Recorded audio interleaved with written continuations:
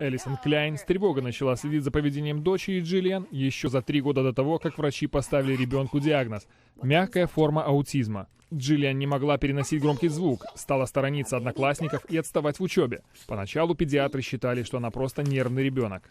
У нее не было классических признаков аутизма, то есть отказа от визуального контакта, общения и сумбурных движений руками. Однако несколько месяцев назад опасения Элисон по поводу 6-летней Джиллиан подтвердились.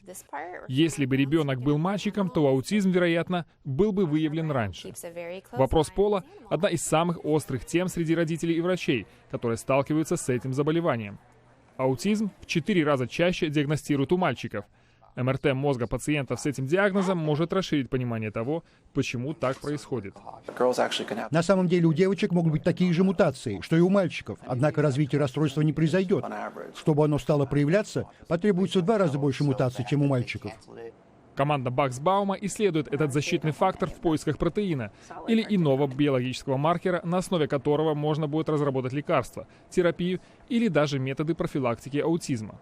В рамках исследования в эту лабораторию в Нью-Йорке съезжаются десятки семей мальчиков-аутистов, в которых также есть здоровая девочка.